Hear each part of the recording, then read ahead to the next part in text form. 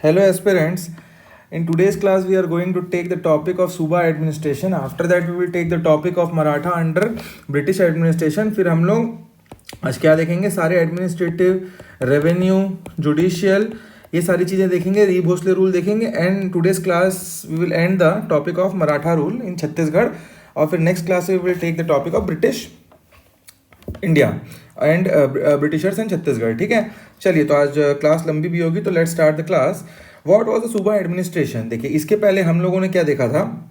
हमने देखा था डायरेक्ट रूल. ठीक है, डायरेक्ट रूल ऑफ मराठाज इन छत्तीसगढ़.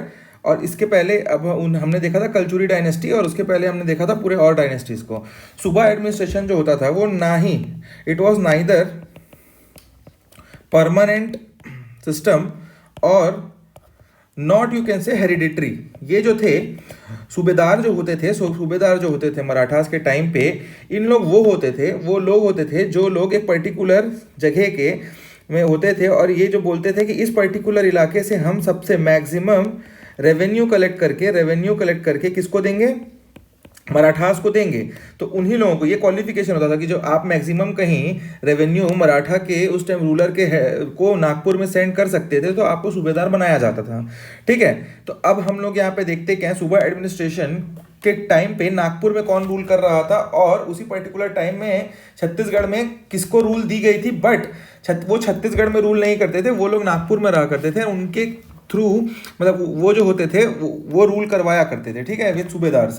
तो देखते हैं हम लोग कौन कौन सूबेदार थे इनके टाइम पे, और कौन कौन उस टाइम पे रूलर थे नागपुर में. तो नागपुर में at the time Raghu ji second was there in 1816. At that particular time in Chhattisgarh you can say कि व्यंका जी भोसले वॉज देयर. ठीक है, ये कब से कब थे? 1787 से 1818 तक व्यंका जी भोसले. ठीक है, ये हमने पहले ही पढ़ रखा है.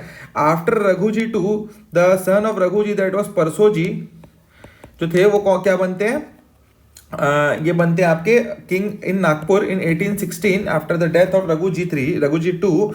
और इन्हीं के बेटे होते हैं रघु जी 3, जो परसों जी जब मरते हैं तो वो किड रहते हैं. और इसी के कारण स्टोरी जब आगे बढ़ेगी तो सुपर ब्रिटिशर्स जो है सब्सिडियरी अलायंस के कारण ये जो है रूल 1818 से 1830 तक इसीलिए करेंगे क्योंकि रघु जी 3 जो है वो छोटे होते हैं, और ब्रिटिश रूलर्स 1830 में फिर छोड़ के जाते हैं यहाँ से. ठीक है, तो एट द टाइम ऑफ परसों जी अप्पा साहब वॉज देयर. अप्पा साहब. ठीक है, तो ही रूल्ड फ्रॉम 1816 टू 1818. चलिए, तो अब हम देखते हैं इनके टाइम पे कैपिटल कहाँ रहता है सूबेदार. एट द टाइम ऑफ सूबेदार system the capital was Ratanpur he capital रहता है. Capital was Ratanpur. ठीक है, Ratanpur was the capital. Total सूबेदार कितने होते हैं इनके पर्टिकुलर टाइम में? तो there were total 8 subedar at the time of the suba administration. And this 8 subedar, ये 8 सूबेदार कौन बोला है? According to Agnew, captain Agnew have told that उन्होंने लिखा है कि there were 8 subedar present at the time of the suba administration of Raghu ji, Venka ji and Appa Sahab. चलिए, अब हम देखते हैं सूबेदार सिस्टम को. Let's divide subedar system. It will be divided into two parts में हम लोग डिवाइड कर लेते हैं इसको. पहला होता है वेंको जी, ठीक है, और दूसरा होता है अप्पा साहब. ठीक, तो अब हम लोग वेंको जी के अंदर 5 अलग अलग वेंको जी के अंदर 5 सूबेदार होते हैं और अप्पा साहब के अंदर 3 सूबेदार होते हैं. तो हम लोग पहले वेंका जी के अंदर देख लेते हैं कौन कौन से सूबेदार होते हैं. 5. ठीक है, चलिए. फिर उसके बाद अप्पा साहब के अंदर 3 है, दैट आर नॉट उतने इंपॉर्टेंट नहीं है. तो सबसे पहले जो द फर्स्ट सूबेदार in Chhattisgarh was महिपात्रो Dinkar.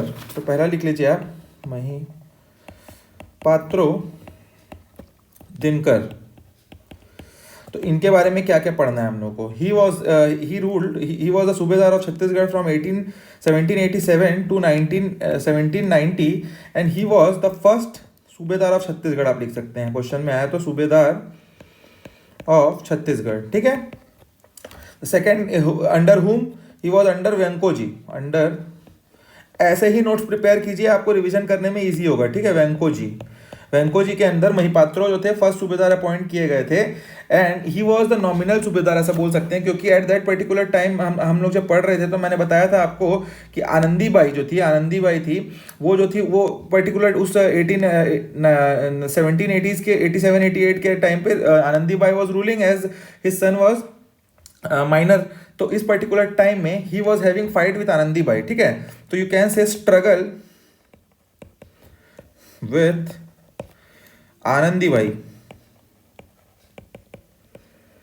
And Anandi Bai was the wife of Bimbaji ना, बिम्बाजी भोसले की वाइफ थी ना, 3 वाइफ थी, उमा बाई, आनंदी बाई, तो आनंदी बाई रूल्ड, ठीक है। इसके बाद हम लोग इनमें से 3 लोगों में यूरोपियन ट्रेवलर भी आए थे, क्वेश्चन में पूछा था। तो at the time of Mahipatrao Dinkar the European traveller Forester came, ठीक है, and he told that there was decline in every field. European traveller forester,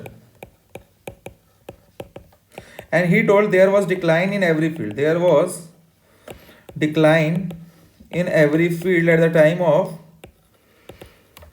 महिपात्रो Dinkar. तो ये पहला हम लोगों ने क्या देख लिया, पहले सूबेदार को देख लिया। नाउ द नेक्स्ट सूबेदार एट द टाइम ऑफ, ये 5 सूबेदार जो मैं लिख रहा हूँ सारे के सारे वेंको जी के टाइम के, ठीक है, अप्पा साहब का अलग से देखेंगे। तो Mahipatrao Dinkar was the first subedar at the time of Venko ji. The next subedar is Vitthal Rao Dinkar, Vitthal Rao Dinkar, and Vitthal Rao Dinkar ruled over or was the Subedar of Chhattisgarh from the 1790 to 1796. After the death of Mahipatro Dinkar was not died, क्योंकि European traveller Forester ने क्या बोला था, there was decline in every field. तो जब अप्पा साहब ये ऊपर आपको वेंको जी को मालूम पड़ता है, तो वेंको जी उनको हटाते हैं और विट्ठल राव दिनकर को वहाँ पे बैठा देते हैं, ठीक है।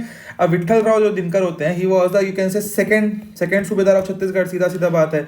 अब ठीक है, इसका he was having very special significance at the time of Venko ji, very special. अगर पूछेगा सूबेदार सिस्टम में मैक्सिमम स्पेशल सिग्निफिकेंस किस पर्टिकुलर सूबेदार का था, तो आप बोल सकते हैं कि Vitthal Rao Dinkar was having a very special significance under the rule of Venko जी, ठीक है, special significance. Also you can से ही was the father of pargana system. देखिए परगना सिस्टम जो था वो महिपात्रो दिनकर लाना चाहते थे, the blueprint was made by Mahipatrao Dinkar, but जो परगना सिस्टम था एग्जीक्यूट किसने किया था, तो एग्जीक्यूटेड बाय विट्ठल राव। तो फादर ऑफ परगना इसी को बोलते हैं, इसीलिए परगना सिस्टम। जो 1818 गढ़ थे ना छत्तीसगढ़ में, उसको हटा दिया गया। परगना सिस्टम में टोटल 27 परगना में इनको डिवाइड कर दिया गया। उसके अंडर परगना में क्या हुआ, काम विजदार को अपॉइंट किया गया। और काम विजदार या फडणवीस जो थे उस परगना सिस्टम में रूल करते थे और एडमिनिस्ट्रेशन करके गौटिया के थ्रू पैसे लाया करते थे, रेवेन्यू। तो देख लीजिए परगना सिस्टम में बताया आपको कुछ नहीं था। परगना सिस्टम में क्या था, जैसे प्रांत है उसमें क्या होते थे, सूबेदार। तो पूरे छत्तीसगढ़ के लिए एक सूबेदार को डिसाइड कर दिया गया, ठीक है। अब इसी पर्टिकुलर प्रांत को या इस पर्टिकुलर राज्य को जो पूरा का पूरा डिवाइड किया गया परगना में। पहले ये गढ़ में डिवाइडेड था, 36 over Shivnath 18, below Shivnath 18, 36 total, 18 + 18। तो इसको हटाया गया और 27 परगना बना दिया, 27 परगना दे हैव मेड। अब इस परगना को हेड करने के लिए हर परगना में एक काम विजदार, तो 27 काम विजदार हो गए इसमें। और फडणवीस अलग अलग पोस्ट में अलग अलग लोगों को रखा गया। अब इस परगना के नीचे आपको on the level of village the head was गौटिया। गौटिया का काम था रेवेन्यू कलेक्ट करके, रेवेन्यू डिसाइड करके कामविजदार को देना, कामविजदार उसको सूबेदार के पास लेके जाता था, ठीक है। ठीक है, इनके टाइम पे और हम लोगों को क्या पढ़ना है, जैसे कि यूरोपियन ट्रेवलर फॉरेस्टर इनके टाइम पे आया, वैसे European traveller mister captain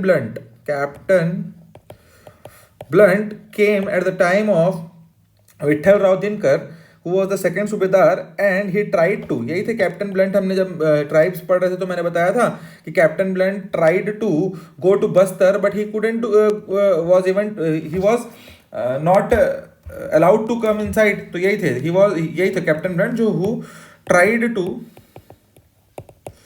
go to Bastar but was not successful, ठीक है। तो ये आपको दूसरा हम लोगों ने विट्ठल राव दिनकर के बारे में देख लिया। Now the next one was Bhavani Kalu. Bhavani Kalu के बारे में कुछ ज़्यादा नहीं पढ़ना है। Bhavani Kalu was having the shortest, बस आप ये देख लिए, लीस्ट टाइम के लिए, शॉर्टेस्ट टाइम के लिए थे, और ये थर्ड थे, बस third. Now the fourth one was Keshav Govind. Keshav Govind was the fourth सूबेदार एट द टाइम ऑफ ये वेंका जी भोसले, वेंका जी भोसले के टाइम पे, अब ये देख लीजिए इन्होंने रूल कब से, मतलब सूबेदार कब से कब थे, 1797 टू 1808 ये सूबेदार रहते हैं, क्योंकि 96 में विट्ठल राव दिनकर होते हैं और उसके बाद भवानी कालू बहुत छोटे छोटे पीरियड के लिए रहते हैं। अब ही was the fourth subedar in Chhattisgarh appointed by Venka ji Bhosle and the reign, आप देख रहे होंगे, the reign of him was the maximum time any subedar ruled in Chhattisgarh, any subedar was there in Chhattisgarh was Keshav Govind. And तो आप लिख सकते हैं लॉन्गेस्ट कौन रहा, क्वेश्चन में आता है तो केशव गोविंद, फोर्थ कौन था तो केशव गोविंद। अब आगे आप देखते हैं तो इनके टाइम पे देखिए जो केशव गोविंद थे, इनके टाइम पे पिंडारी के अटैक जो थे स्टार्ट हुए, ठीक है, पिंडारी अटैक जो होते हैं ना, पिंडारी जो लूटते थे, इन्हीं के टाइम पे स्टार्ट हुए थे, ठीक है। तो आप लिख सकते हैं attack of Pindari in Chhattisgarh started at this time, attack of Pindari started at his time, ठीक है। इनके टाइम में पिंडारी का अटैक स्टार्ट हुआ। अब इनके टाइम में भी यही देखिए, अभी दो हम लोगों ने पढ़ लिया, फॉरेस्टर पढ़ लिया, कैप्टन ब्लंट पढ़ लिया, ठीक है। अब थर्ड यूरोपियन ट्रैवलर इनके टाइम पढ़ेंगे हम, that is Colebrook, European traveller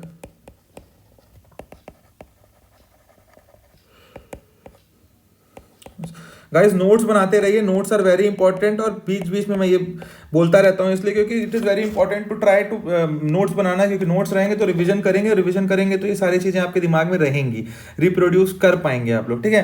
guys classes अच्छी लग रही है तो do like the classes and comment and subscribe, ठीक है। आपको कुछ दिक्कत हो रहा है तो कमेंट करिए। चलिए, Colebrook now he was the one, इनके पर्टिकुलर टाइम पे आपका जो सरगुजा का इलाका और छोटा नागपुर का इलाका था, वहां पे क्या चल रहा था, बाउंड्री डिस्प्यूट चल रहा था। तो ही solved the boundary dispute at the time between Sarguja division and Chota Nagpur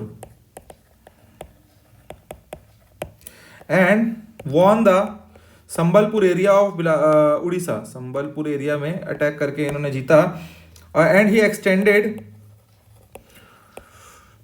the kingdom till of Maratha till Orissa, ठीक है। तो नाउ द नेक्स्ट वन, यहाँ पे जगह नहीं है तो मैं नेक्स्ट यहाँ पे ऐसा लिख देता हूँ, यहाँ पे आप आखिरी देख लीजिए। अब नेक्स्ट होते हैं कौन से, भीखा भाऊ।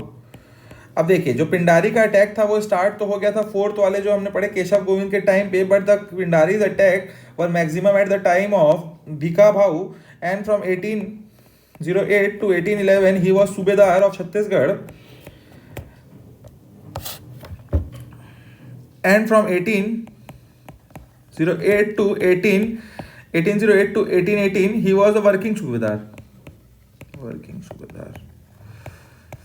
Also he was the fifth in number, देखिए पांचवा नंबर का था ना ये, वेंका जी के टाइम पे हमने देखा वेंका जी क्या होते हैं, अब 1818 में मर ही डाइड। अब रघु जी जो होते हैं वो उसके बाद बनते हैं रघु जी, अब रघु जी डाइड एट 1816, अब रघु जी के बाद परसों जी बनते हैं, अब ठीक है, रघु जी बनते हैं ना, रघु जी तो वो 1816 में डाइड हो जाते हैं। तो इन पर्टिकुलर टाइम पे जो सूबेदार होते हैं वो बीका भाऊ ही होते हैं, और इनके टाइम में आपको पता होना चाहिए पिंडारी के अटैक बहुत हाई थे। अब हम लोग को तीन और सूबेदार हम लोगों को देखने हैं। अप्पा साहब के टाइम कौन कौन थे, तो अप्पा साहब आप इसी के साथ, आप कहीं शीट को लिए हैं तो आप हॉरिजॉन्टली लिख रहे हैं तो यहीं अप्पा साहब को आगे बढ़ा सकते हैं आप, ठीक है। तो अप्पा साहब के टाइम तीन सूबेदार थे, तीन सूबेदार आपको नाम पता होना चाहिए अच्छे से बस, Sakharam Hari, second was Sitaram Tatya and the fourth one is Yadav Rao Diwakar. अब क्वेश्चन में आ सकता है कि लास्ट सूबेदार कौन था, तो लास्ट सूबेदार was Yadav Rao Diwakar and the first subedar at the time of अप्पा साहब वॉज सखाराम हरि। तो इसके बाद क्या होता है, ये सूबेदार सिस्टम एंड कैसे करता है, देखिए जो कि आपके ब्रिटिश रेसिडेंट एक आते हैं जेनकिंस, वो जो है he ended the suba rule and appointed British superintendent in Chhattisgarh. अब इस पर्टिकुलर को हम लोग पढ़ने जा रहे हैं आगे, हमको नेक्स्ट टॉपिक पढ़ना है जो British Maratha under British administration. तो जब मराठा थे वो ब्रिटिश एडमिनिस्ट्रेशन में, तो ब्रिटिशर्स क्या करते थे, ब्रिटिशर्स देखिए अब होता क्या है कि रघु जी सेकेंड के बाद परसों जी बनते हैं, परसों जी के बाद क्या होता है, रघु जी थर्ड बनते हैं, ठीक है। अब रघु जी थर्ड जब बनते हैं तो ही वॉज द किड, वो एक बच्चे होते हैं। तो इस पर्टिकुलर टाइम में ब्रिटिश जो होते हैं वो बोलते हैं कि हम रूल करेंगे आपके एडल्ट होते तक, किसके, रघु जी थर्ड के। तो फ्रॉम 1818 टू 1830 इस पर्टिकुलर टाइम में आपको पता है कि जो थर्ड एंग्लो मराठा वॉर होता रहता है, आपने India modern medieval history and modern history of Chhattisgarh India कहीं पढ़ा है तो उसमें आपने पढ़ा होगा कि 1818 was the time, at that particular time there was a struggle between Marathas and the Britishers। अब इसमें क्या होता है, मराठास जो थर्ड एंग्लो मराठा वॉर होता है उसमें जो मराठास होते हैं दे गेट डिफीटेड, वो डिफीट हो जाते हैं। अब इस पर्टिकुलर टाइम में मराठा जो थे, अब रघु जी जो सेकंड जो थर्ड थे वो माइनर होते हैं, तो they started to rule on until he get adult. तो 1818 से 1830 का जो टाइम था उसमें ब्रिटिशर्स रूल करते हैं। अब ब्रिटिशर्स डायरेक्ट रूल कैसे करते हैं, तो ये अपने सुपरिंटेंडेंट को छत्तीसगढ़ में भेजते हैं, जो रूल करता है उनके लिए, ठीक है। और they use the system of Marathas, तो let's talk about the Maratha under the British administration. तो Maratha under British administration was from 1818 to 1830। At that particular time, the capital at 1818 was Ratanpur, but after 1818, or you can say at the end of 1818, the capital was changed to Raipur। तो यहीं पे जो change of capital, जो रायपुर का capital का genesis है वो इसी जगह से आप लोगों को दिखेगा। अब जो मराठा हुआ करते थे वो नागपुर में हुआ करते थे। अब ब्रिटिश रेसिडेंट जो थे जेनकिंस और बिल्डर वो भी नागपुर में हुआ करते थे, ठीक है, उस पर्टिकुलर टाइम में, क्योंकि वो इंडिया में हारा था ना ब्रिटिश जो मराठा था, तो नागपुर में ब्रिटिश रेसिडेंट रहते थे और उसी टाइम पे छत्तीसगढ़ में ब्रिटिश सुपरिटेंडेंट रहते थे। तो जब भी ब्रिटिश रेसिडेंट की बात होगी, जेनकिंस जो थे वो नागपुर में बैठा करते थे, ठीक है। और जब भी छत्तीसगढ़ की बात होगी तो छत्तीसगढ़ में ब्रिटिश सुपरिंटेंडेंट की बात होगी, ठीक है। तो जो हम पढ़ रहे हैं अभी वो जेनकिंस को पढ़ेंगे, और बिल्डर एक हैं 1827 से 30 तक वो रहेंगे, 1818 से 27 जेनकिंस रहेंगे, 1827 to 30 बिल्डर रहेंगे। ये कौन रहते हैं, ब्रिटिश रेसिडेंट एट नागपुर, ठीक है। और हमको अभी 5 पढ़ना है क्या, सुपरिंटेंडेंट जो छत्तीसगढ़ में रहते हैं, और ये रहते हैं आपके 6, और ये 6 के 6 को हम अब पढ़ेंगे, ठीक है। चलिए, so let's talk about superintendent of Chhattisgarh by Britishers. There was 6 superintendent at the time of Marathas and Britishers. अब देखिए, सबसे पहले हम पढ़ते हैं captain Edmund. Edmund was superintendent from at the time of 1818. He was, you can say in question में कहीं आता है, तो first British superintendent was Edmund। The revolt of Dongargarh at 1818 by the जमींदार was at the time of Captain Edmund। तो आप यहाँ लिख सकते हैं revolt of डोंगरगढ़ 1818 का ये इंस्पायर्ड था। The revolt of Dongargarh was inspired by Appa Sahab Bhosle से इंस्पायर्ड था। अब इसमें होता क्या है, अप्पा साहब भोसले से इंस्पायर्ड था, क्वेश्चन में आ सकता है। अब ये जो एडमंड होते हैं, इन्होंने एक बहुत अच्छी दोस्ती कर ली, किससे, ये जो थे, इन्होंने खैरागढ़ के जो किंग रहते हैं टिकात राय, इनसे क्या बोलते हैं कि आप मेरा साथ दीजिए और हम डोंगरगढ़ को आपको डोंगरगढ़ की जमींदारी आपको दे देंगे। तो जो टिकैत राय होते हैं जमींदार ऑफ खैरागढ़, वो हेल्प करते हैं किसको, कैप्टन एडमंड को, और डोंगरगढ़ में रिवॉल्ट होता है, उस रिवॉल्ट में जीत जाते हैं, और ये जो जमींदारी से जो होती है डोंगरगढ़ की, ये किसको दे दी जाती है, ये खैरागढ़ को। तो आप लिख सकते हैं revolt was ended with help of zamindar of Khairagarh, Tikait Rai, question में आता है कई बार टिकैत राय, ठीक है। Second British superintendent was captain Agnew. He was the one who was the most qualified one, ठीक है। ये बहुत सारे इन्होंने काम किए हैं, तो यहाँ पे मैं कैप्टन एगेन्यू के बारे में लिख रहा हूँ। देखिए, from 1818 to 1825 he was the superintendent of Chhattisgarh. He was the most qualified and the longest, आप लिख सकते हैं यहाँ पे most qualified and longest serving superintendent of Chhattisgarh. He changed the capital from Ratanpur to Raipur इन 1818। तो आप question में कभी भी आता है रायपुर को कैपिटल किसने बनाया, पहली बार तो यहाँ पे आप मॉडर्न हिस्ट्री में देख सकते हैं रायपुर को कैपिटल कैप्टन एगेन्यू ने बनाया। He was the one who did the reorganization of pargana system in 1818। He ended the old pargana system and he divided, अभी तक क्या था 27 कामविजदार 27 परगना ऐसा बना हुआ था ना हमारा। तो he started the pargana system in which he divided the particular Chhattisgarh in 8 pargana system and made the Raipur biggest one and Rajra the smallest one. तो आप लिख सकते हैं reorganisation of pargana was done at the time of captain Agnew. अब इन्होंने क्या किया Pargana system में, देखिए चेंज ऑफ कैपिटल तो मैंने बता दिया। बिफोर 1818 क्या थे परगना, जो he ended the pargana system which was started earlier pargana system, ठीक है। और 1819 में टोटल 8 इन्होंने कर दिया, कामविजदार वाला सिस्टम 27 था उसको हटा दिया एंड टोटल 8 कर दिया इन्होंने। और इसमें रायपुर सबसे बड़ा था, आपको क्वेश्चन में आता है तो, और राजहरा जो था राजहरा सबसे छोटा था, ये भी क्वेश्चन में कई बार आता है, ठीक है।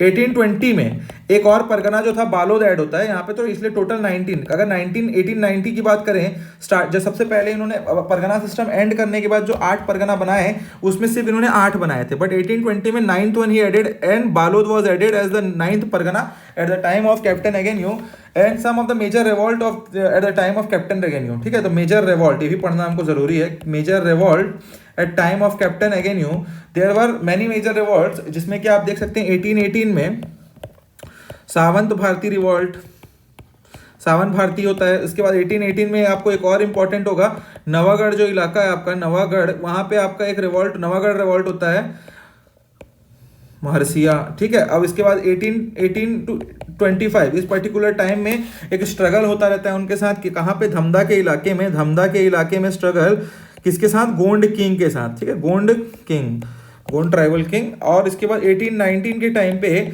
सोना खान जो रहता है ना, सोना खान रिलेटेड टू वीर नारायण सिंह हमने पढ़ा है, पढ़ेंगे हम आगे। और यहाँ पे होता है इनका किससे, राम साय, ठीक है। और 1824 to 25 परालकोट रिवॉल्ट, ये सारे पढ़ेंगे हम लोग बाद में, परालकोट रिवॉल्ट गेंद सिंह के साथ, ठीक है, गेंद सिंह। तो आप लोगों को यहाँ पे ये समझ आ गया होगा कैप्टन एगेन्यू के बारे में, कैप्टन एडमंड के बारे में पढ़ लिया हम लोगों ने। द नेक्स्ट टॉपिक हम लोग अब पढ़ेंगे जो वो होगा आपका कैप्टन सैंडिस, कैप्टन विलिंस्कन और कैप्टन क्राफोर्ड। इसके बाद हम लोग आज का क्लास खत्म करेंगे, ठीक है। तो कैप्टन, जस्ट अ सेकेंड, चलिए हम पढ़ेंगे अब क्या, 3 अलग अलग कैप्टन, कैप्टन सैंडिस, ठीक, कैप्टन सैंडिस। इसके बाद होंगे कैप्टन विल्किंसन और यहां आप आखिरी हम लोग पढ़ेंगे इसके बाद कैप्टन क्रॉफोर्ड। तो captain Sandys was the British superintendent from 1825 after the captain Hunter. अच्छा कैप्टन हंटर के बारे में हम नहीं बताएंगे, यहाँ पे एक और लिख लीजिए आप, ठीक है, 6 थे ना, तो यहाँ captain Hunter, just a second, हाँ कैप्टन सैंडिस के पहले आप कैप्टन हंटर लिख लीजिए, यहाँ पे मैं अलग से लिखा देता हूँ, just a second,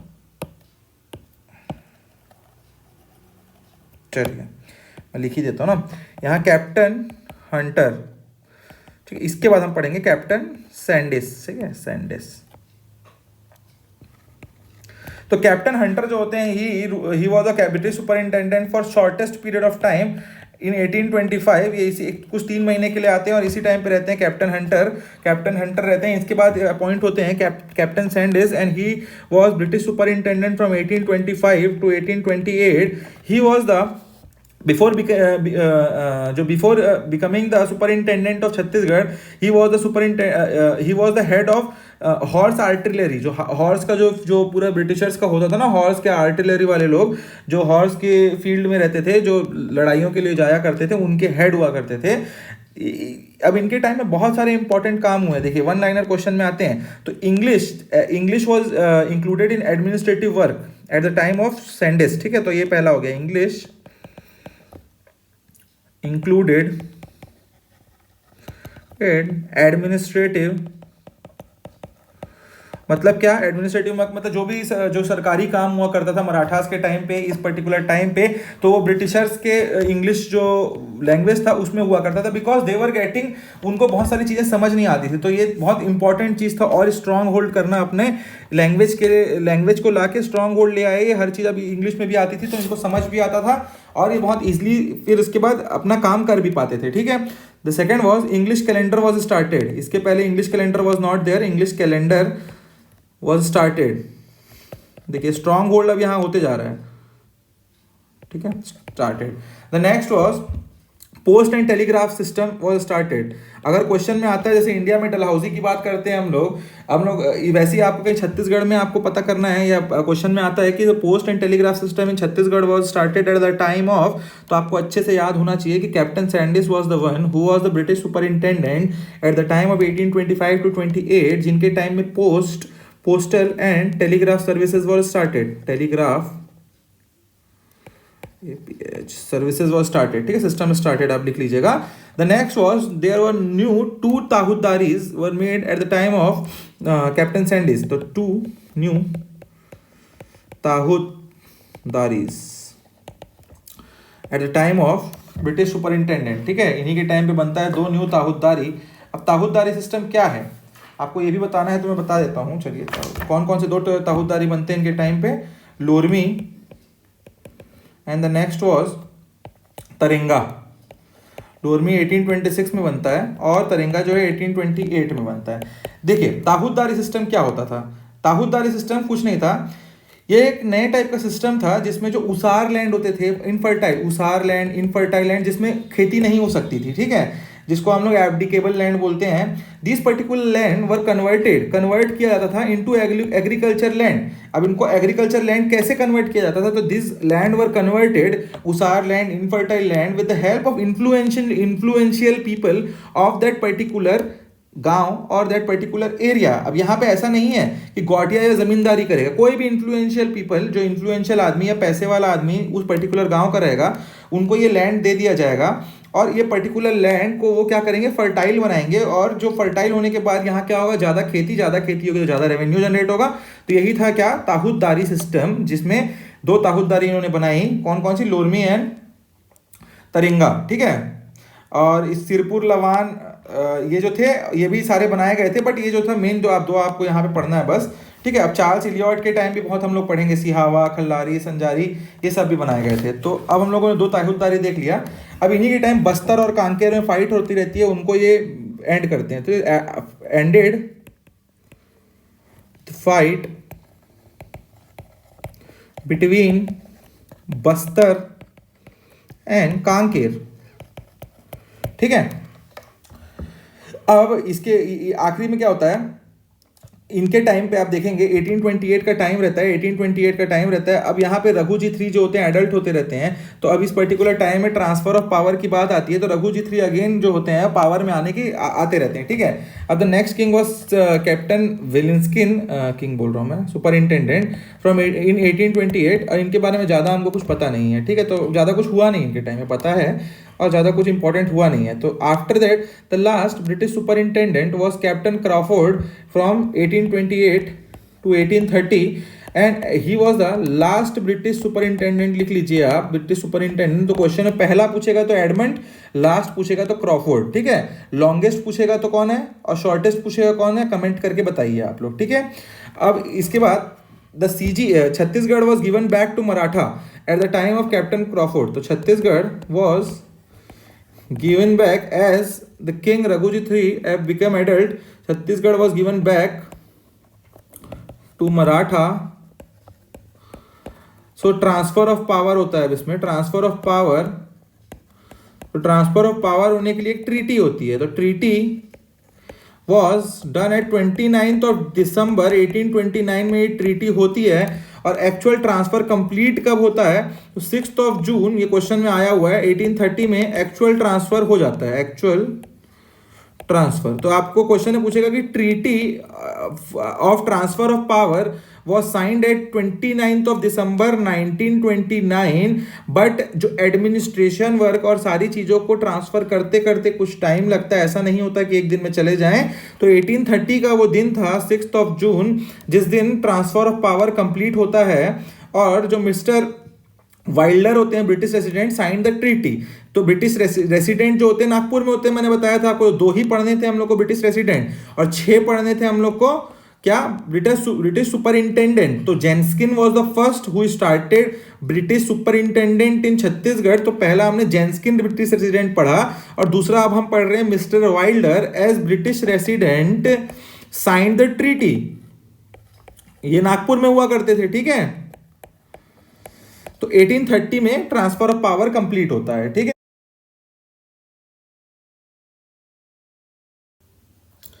administration at the time of Maratha in Chhattisgarh. So इस पर्टिकुलर टाइम में हम लोगों ने सारे लास्ट क्लासेस तक हम लोगों ने सब चीज़ें कंप्लीट कर ली हैं। क्या क्या सब सूबा एडमिनिस्ट्रेशन तक हमने कंप्लीट कर लिया। हमने ब्रिटिशर्स रूल भी देख लिया अब तक, ठीक है। सारी चीज़ें हमने देख लिया, डायरेक्ट मराठा रूल, सूबा सिस्टम एंड मराठास।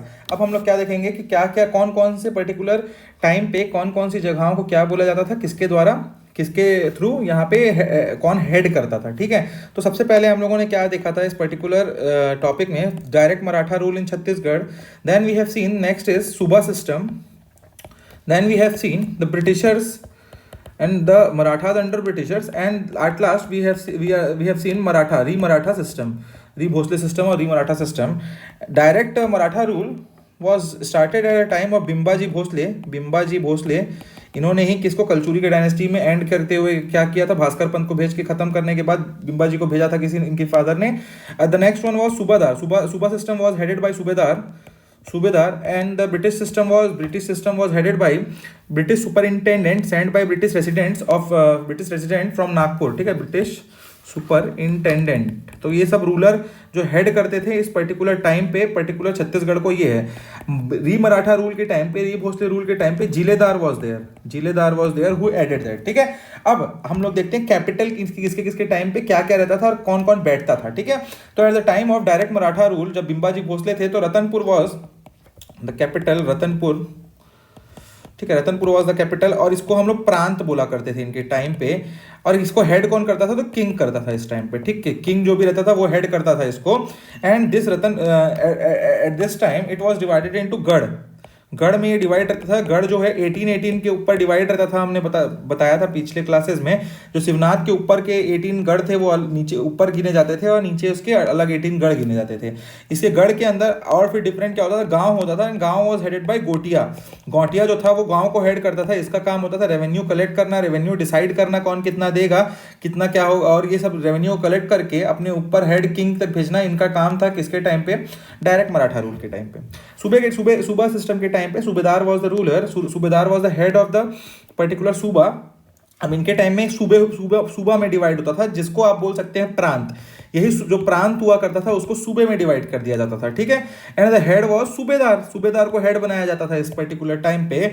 और सूबेदार को हेड बनाते थे तो इसमें 27 परगना जो गढ़ थे ना, 36। अब ये 36 वाला कोई सिस्टम नहीं है यहाँ पे पूरा का पूरा ये गढ़ सिस्टम को खत्म करते हुए परगना सिस्टम को लाते हैं। तो यहाँ आप लिख सकते हैं परगना कितने थे, तो 27 परगना थे। तो 27 परगना के लिए 27 कामविजदार वहां पे क्या किए गए थे, हेड जो परगना के हेड हुआ करते थे वो होते थे कामविजदार। और जो पूरे परगना 27 का जो हेड हुआ करता था वो होता था सूबेदार, ठीक है। तो कामविजदार वर अपॉइंटेड, कामविजदार कितने हैं, तो 27 ही अपॉइंट होंगे भाई, 27 परगना है। तो अब इनके नीचे भी आखिरी में जो होता था आपका गांव या फिर विलेज बोल सकते हैं, गांव या विलेज, इसमें कौन होते थे, गौटिया ही होते थे। तो देखिए गौटिया सिस्टम जो था वो कलचुरी डायनेस्टी के टाइम स्टार्ट हुआ था और वो अभी तक यहाँ तक हमेशा एग्जिस्ट करता रहा है। गौटिया system was very good at the lowest level, the head of the village was गौटिया। और ये सिस्टम को ये भी परसिस्ट करते गए हैं। But this system was started at the time of Kalachuri and this particular Pargana system was started at the time of Marathas, ठीक है ना। हम ब्रिटिशर्स जो होते थे, ब्रिटिशर्स के टाइम हमने पढ़ा कि ब्रिटिशर्स के टाइम सुपर इंटेंडेंट भेजते हैं, वो कौन, ब्रिटिश रेसिडेंट जेन्स्किन। 6 अलग अलग सुपर इंटेंडेंट हमने पढ़ा अभी। तो ये सुपर इंटेंडेंट जो होते थे ये भी प्रांत में जो होते थे, प्रांत में ही होते थे और प्रांत के हेड होते थे ब्रिटिश सुपर इंटेंडेंट, ठीक है। And they divided that Pargana into 9। अभी तक परगना हम 27 पढ़ रहे सूबा सिस्टम में। They divided the 9th one 1818 में 8 परगना बनते हैं, मैंने बताया था। 1820 में the last one Balod was made Pargana. अब इस 1818 में इस परगना 9 परगना के लिए 9 कामवेजदार होते हैं, 9 कामवेजदार। तो देखिए डिफरेंस क्वेश्चन पूछेगा कि सूबा सिस्टम में कितने कामवेजदार होते हैं, तो 27 आपको पता होना चाहिए। और वैसे ही जैसे कि 9 परगना आपके ब्रिटिश सुपरिंटेंडेंट सिस्टम की टाइम पे हैं, तो इस टाइम पे 9 आपके कामवेजदार होंगे। द लास्ट द स्मॉलेस्ट और the last administrative place was village and the head of the village at this time also was गौटिया। इनका काम था रेवेन्यू कलेक्ट करके ऊपर भेजना। एट द री-मराठा रूल, एट द री-मराठा री-भोसले टाइम, जिलेदार was the head of the system. और इसमें डिवाइड होता है फिर क्या, जिले में डिवाइड होता है। जिले को आप प्रांत बोल सकते हैं, वही जो प्रांत था उसमें। और इनके टाइम पे जिलेदार जो होता है, फिर जो प्रांत को हेड करता है वो जिलेदार होता है, जिलेदार हेड करता है। और ये जो है परगना में डिवाइड होते हैं, परगना में, और परगना में भी इनके टाइम पे कामवेजदार ही हेड करता है, ठीक है। और एंड करता है ये विलेज से, और विलेज के हेड होते हैं गौटिया। तो ये हम लोगों ने क्या पढ़ लिया, administrative system at the time of Britishers and Marathas, ठीक है। Now let's talk about some of the chief officers, chief officers of Maratha government, Maratha government, ठीक है। देखो अब जो मराठा गवर्नमेंट था, ये क्या मैंने बताया आपको, पहले तो स्टेट में कुछ अलग अलग ऑफिसर्स को बैठाएंगे, जैसे कि आपके आईएएस होते हैं, आईपीएस होते हैं। फिर वैसे ही आपके जो अलग अलग छोटे छोटे डिपार्टमेंट होते हैं, उनको बनाने के उनको चलाने के लिए आपके होते हैं ना, रेवेन्यू इंस्पेक्टर, पटवारी, ये सब। तो वैसे परगना में अलग अलग बनाएंगे, और गांव में जो लीस्ट जो सबसे छोटा एडमिनिस्ट्रेटिव प्लेस होता है, वहां कुछ होते हैं, उसके लिए अलग अलग बनाएंगे। तो देखिए हम क्या क्या लिखते हैं, क्या क्या होते हैं। राज्य और जो प्रांत, या फिर आप बोल सकते हैं area, Pargana, and the last one was village या गांव, ठीक है, गांव। अब राज्य जो होता है, राज्य में उस टाइम पे कौन कौन से होते हैं, देखिए। हेड सूबेदार, जिलेदार, फडनवीस, पोटदार, ठीक है। These were the 5 officers at the level of राज्य। अब परगना के टाइम पे मैंने बताया आपको, सबसे पहला हेड होता है kamavisdar, the next is Fadnavis, next is Potdar, Barar Pande. मैं बताऊंगा अभी सबका काम भी क्या क्या है। अमीन, पांडे, माल छपरीस, ठीक। और विलेज में उस टाइम होते हैं Gautiya, the head of village. Then Patel, ये भी एक बहुत इंपॉर्टेंट है, ब्राह्मण्स के हाथ में होता था ये पोस्ट जनरली, ठीक है, इसका महाराष्ट्रियन ब्राह्मण्स ओनली। चौहान, ये भी एक पोस्ट हुआ करता था, कोटवाल। तो ये सारे इंपॉर्टेंट पोस्ट हैं। अब हम देखते हैं एक एक करके कौन कौन से सब पोस्ट के बारे में। सबसे पहला हम देखते हैं फडनवीस के बारे में। The Fadnavis, VIS, Fadnavis, Fadnavis work on both राज्य एंड परगना। आपको सबसे पहले समझना है, जो फडनवीस ये वाला जो पोस्ट है, वो एक तो राज्य में भी काम करता था, दोनों जगह मैंने लिखा है, तो राज्य और परगना दोनों में काम करता था, ठीक है। तो आपको ये पहले लिखना है, राज्य प्लस परगना दोनों में काम करता था, क्वेश्चन में पूछ देगा तो, ठीक है। अब इनका काम क्या था, the work of Fadnavis was to keep the account of income and expenditure, account of income and कितना खर्चा हुआ ऑफ इनकम और कितना आया, इसका कोई लिखा जोखा रखता था। जो बही खाता बना के रखता था, वो कौन हुआ करता था, Fadnavis, eight the time of Marathas expenditure, ठीक। बहुत एलोबरेटिव था इनका जो सिस्टम था ये पूरा ऑफिसर्स का, ठीक है। The next was Potdar. अब मैंने पोटदार के बारे में आपको बताया ना, देखिए मैं जो इसलिए मैंने ये लिखा ना, राज्य परगना आपको दिखना चाहिए। पोटदार यहाँ भी है, यहाँ भी है, क्वेश्चन में आ सकता है कहाँ कहाँ काम करता था। राज्य और परगना दोनों में ये काम करता था। On the work of Potdar was to record amount deposited and withdrawn in treasury. अब जो ट्रेजरी होता था ना, जो ट्रेजरी जो क्या बोल सकते हैं आप, जहाँ पे इनका पूरा पैसा रखा हुआ होता था या पैसे हुए करते थे, उसमें से कितना निकला और कितना आया, कितना अंदर गया, ये कौन लिखता था, डिपॉजिट हुआ। जैसे बैंक होता है ना, बैंक में एक क्लर्क बैठा होता है जिसका काम होता है आपको पैसे देना, वही ये काम था, आप मान के चलिए। तो रिकॉर्ड वर्क एज, सीधा लिख लीजिए, वर्क एज ट्रेजरी ऑफिसर, ठीक है। और ये भी राज्य प्लस परगना लिख लीजिएगा आप। The third one was Barar Pande. The work of Barar Pande was only in pargana. देखिए मैं ओनली इन परगना जब बोल रहा हूँ तो मैं परगना में बस लिखा हूँ यहाँ पे, ठीक है। तो वही आपको मैं इसीलिए मैंने टेबल बनाया है कि आपको यहाँ सीधा देख के याद हो जाए कौन कौन दोनों जगह दिख रहा है, ठीक है। ओनली परगना, ठीक। The work of Barar Pande was to decide कि कौन कितना लगान देगा revenue as per the revenue of every villages, ठीक है।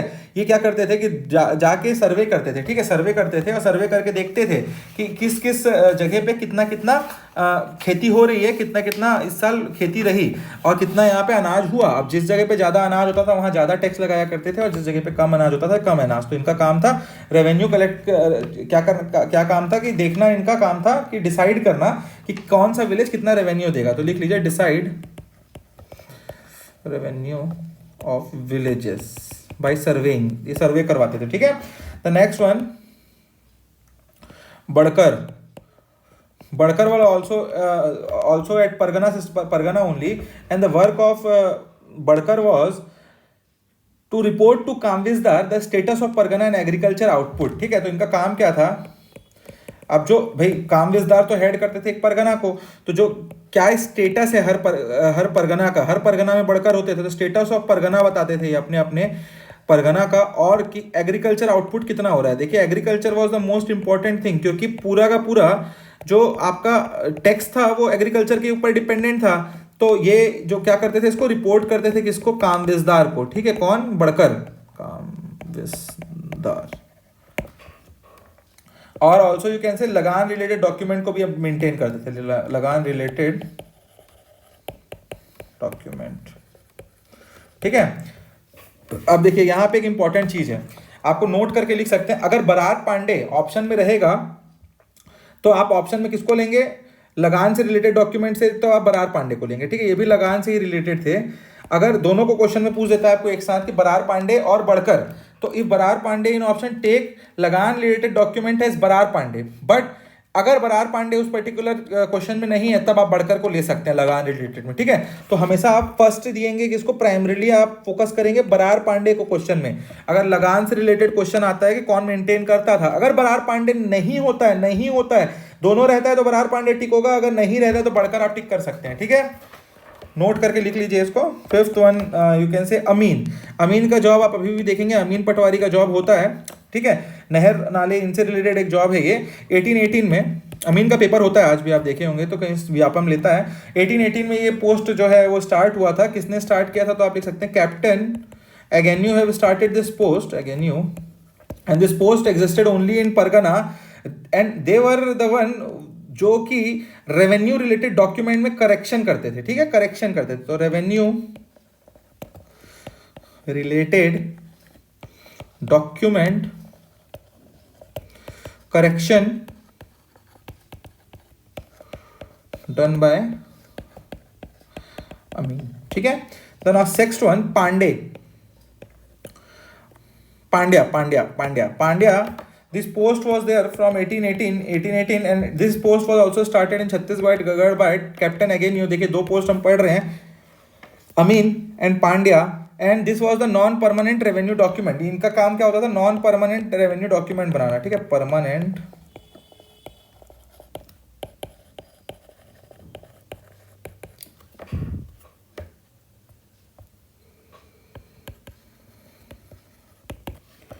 Now officer at the level of गांव हमने किसको किसको पढ़ा, गौटिया पटेल हमने ये पढ़ा। तो now we will take the topic of officers at level of village,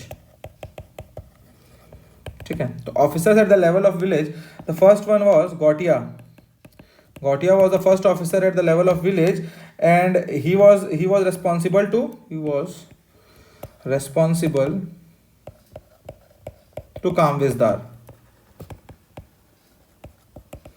कामविजदार for the head of the Parganas.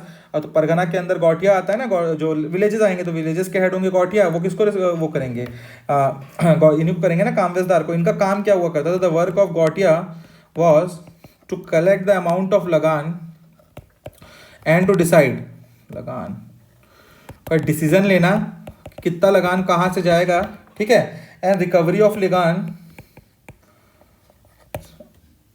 in fixed period of time was done by Gautia of that village and sent to Kamvizdar and Kamvizdar sent it to the head. Now the next is Patel.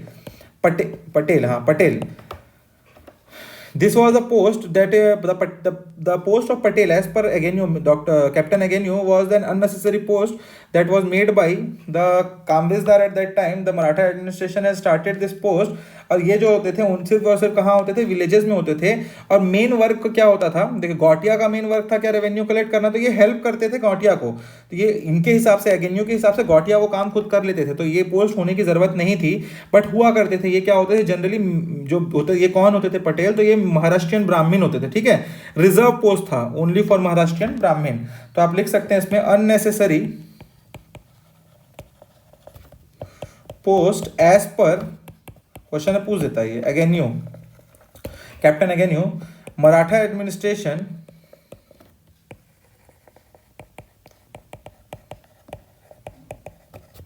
Started post of Patel. ठीक है, now this particular post was only at villages जहां Gautia head करता था. ठीक है, main work इनका यही होता था, गौटिया को असिस्ट करना था. Main work of Patel was to assist Gautiya.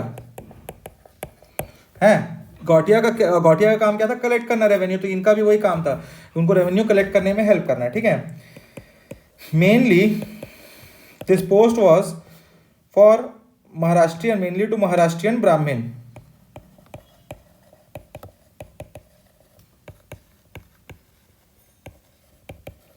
You can say this post was reserved for Maharashtrian Brahmin. ठीक है, now the next topic, ये सारे टॉपिक अब हम लोग खत्म हो गए आज.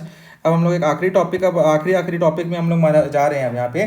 तो let's talk about the social condition. Social condition क्या हो रही है, social condition at time of Maratha. तो देखिए इसमें सबसे पहले आप वर्ना सिस्टम देख सकते हैं. ठीक है, वर्ना system at the time of Maratha, यहाँ पे चार तो रहेंगे ही आपके. कौन कौन से रहेंगे, ब्राह्मण, क्षत्रिय आपके, इसके बाद वैश्य और शूद्र, ये चार तो रहेंगे ही रहेंगे. ठीक है, यहाँ पे एक फिफ्थ आप बोल सकते हैं वर्ना आता है. इनके टाइम पे एक बोला जाता है, दैट इज निषाद. तो ये आप फिफ्थ वर्ना आप बोल सकते हैं. किसके टाइम पे, मराठा के टाइम पे सोशल कंडीशन में एक पांचवा वर्ण भी चालू होता है, दैट वाज निषाद. ठीक है, second topic you can write is prevalence of sati. We have the evidences of sati at that time. अब 1820s का जो टाइम था आपको पता होगा, इंडिया में 1829 में Raja Ram Mohan Roy was the one who ended the sati system. अब इस टाइम में यहाँ पे सती हो रहा था, आपने देखा होगा उमाबाई, काशीबाई, सती चौरा ऑफ रतनपुर जहाँ आनंदीबाई ने बनाया था. तो इस पर्टिकुलर टाइम में क्या हो रहा था, आपका सती तो हो रहा था. जब यहाँ पे 1829 में मालूम पड़ता है रघुजी को कि ये चीज़ें यहाँ हो रही हैं और इंडिया,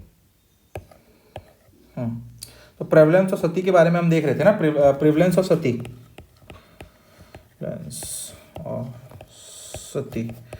तो इसको हम लोग देख लेते हैं. पहला हम देखते हैं, पहला हम लोगों ने एविडेंस कहाँ देखा, उमाबाई. ठीक है, उमाबाई जो कि बिंबाजी भोसले की वाइफ होती हैं, वो उन्होंने क्या किया था, सती किया था. सेकंड काशीबाई, परसो जी की जो वाइफ होती है, इन्होंने भी सती किया था. तो ये दूसरा एविडेंस है. और जो आनंदीबाई थी, इन्होंने रतनपुर में सती चौरा बनवाया था. रतनपुर सती चौरा, ये सती से रिलेटेड सारे के सारे फैक्ट्स हैं. ठीक है, चौरा बाई आनंदीबाई, यही आनंदीबाई है जो रूल करती हैं. और पहले जो आपके सूबेदार आते हैं उनसे इनकी फाइट होती है ना, यही है. ठीक है, तो एंड इन छत्तीसगढ़ कब होता है ये, तो it was ended by Raghuji in 1831. 1829 में इंडिया में होगा, 1831 में जो सती है वो एंड कहाँ करेगा, छत्तीसगढ़ में होगा. ठीक है, तो यहाँ पे इसके बाद से सती नहीं होगा. अब maximum tax at the time of Maratha.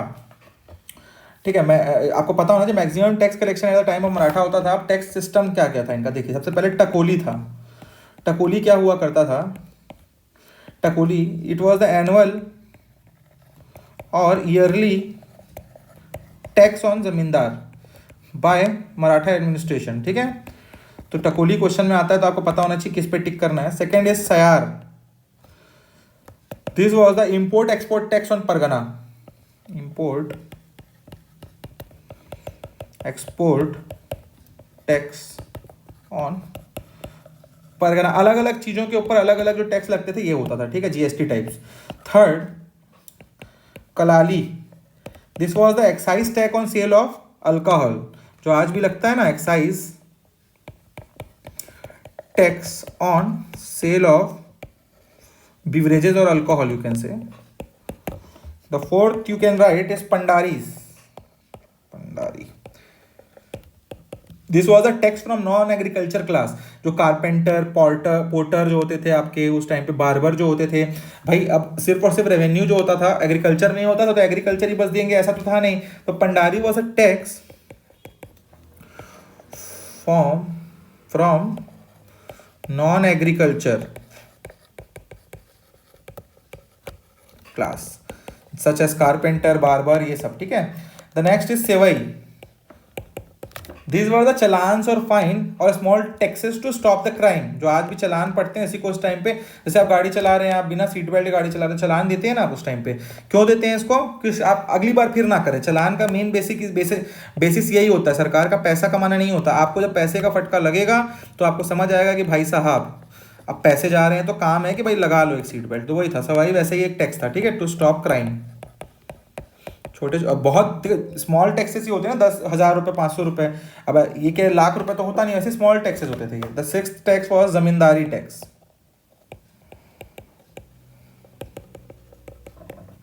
imposed on imported grain, imposed on imported grain।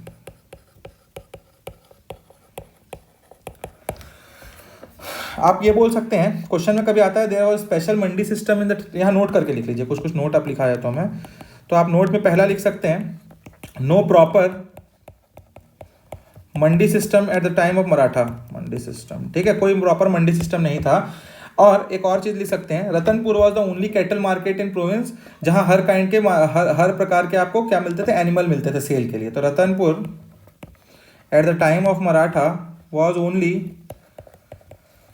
cattle market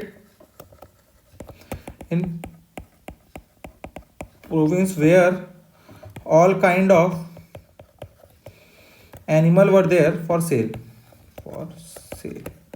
तो यहाँ पे नोट में आपको मैंने बताया कि मंडी सिस्टम प्रॉपर नहीं था, बस रतनपुर था एक जगह जहाँ पे आपको सब प्रकार के लोग मिल जाते थे, क्या लोग नहीं मतलब एनिमल मिल जाते थे। The next is police system at the time of Maratha. तो first was Hoarkar, the work was to obtain information. Next was Kotwal, guard the village. His work was to guard the village. Kotwal का work था village को safe रखना। The third was Gautia. You can write the Gautia was responsible for security of his territory. Then Gautia was the head of the villages responsible for security of his territory। And the fourth was Mal Chhapris, these were the people जो search करते थे culprit के लिए, चोर जो लोग थे उन लोगों को पकड़ने का काम किसका था, तो माल छपरीस का था। तो Mal Chhapris search for culprit. So guys अब आज हम लोगों का क्या कंप्लीट हो जाता है, हम लोगों का पूरा मराठा सिस्टम कंप्लीट हो गया। और छत्तीसगढ़ में अगर आपको क्लासेस अच्छी लग रही हो और आपको लग रहा है कंटेंट एकदम ही ऑथेंटिक है, content is more as per me, content is more than enough for CGPSC prelims and mains both. इसको थोड़ा सा और एलोबरेट कर देंगे तो मेंस के लिए काम आ जाएगा, और ये इससे ऊपर आपको कंटेंट की जरूरत नहीं है, ठीक है, इंटेंट होना चाहिए आपका बस इसको अच्छे से पढ़ने का। तो आपको कहीं क्लासेस अच्छी लग रही है तो लाइक करिए, अगर आपको कुछ डाउट है तो